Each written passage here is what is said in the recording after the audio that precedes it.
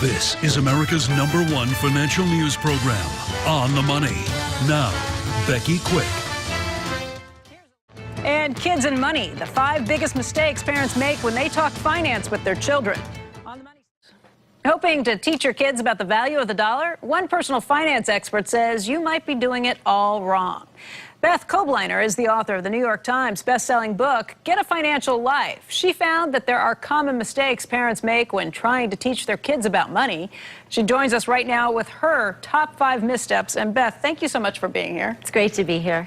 You've actually said that it's tougher to teach your kids about money than teaching them about sex. Sex or drugs or alcohol, and that's a problem because we now know the #1 influence on a child when it comes to their financial behaviors is their parents. Why is it so difficult? I think part of it is that parents are afraid they don't know enough to talk to their kids. They don't feel educated enough. And part of it is we're afraid to reveal our own money foibles to our children. So admit that we're not perfect. What are some of the top mistakes that we make as parents? Well, the first thing we do is we don't talk early enough about money. I know you have a 3-year-old, and we were talking about the fact that research shows now young children, as young as 3, can understand basic concepts with money. When it comes to waiting, I have to wait a few weeks and add up my pennies or quarters or dollars to buy something I want. They can get that as young as 3 years old. Or making choices. I have $1. Do I want to buy 1 mango or 2 apples?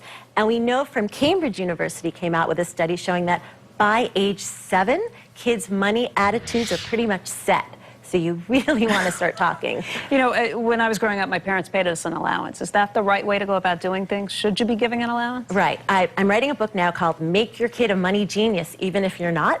And in the process of researching that, I found that research on allowance is all over the board. There's no right answer, but it's wrong to give your kid allowance for basic chores, like making your bed or emptying the dishwasher. You want your kid to realize that's part of a family responsibility. So what about planning for college? How can opening a college fund actually help, even if it doesn't have a lot of money in it?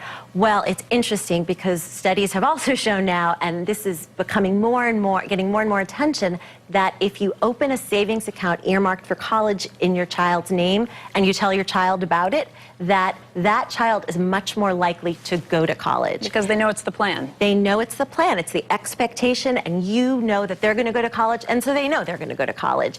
And talking about college costs early, not waiting till 12th grade, but doing it in 9th grade, really is a smart idea because you can really figure out then what colleges give more financial aid and not fall into the situation where your kid gets into their dream college in 12th grade and you say, oh, sorry, we don't have the money for it. Having those earlier conversations, again, really helps. Beth, thank you so much for your time today. My pleasure. Appreciate it. That is the show for today. I'm Becky Quick. Thank you so much for joining me.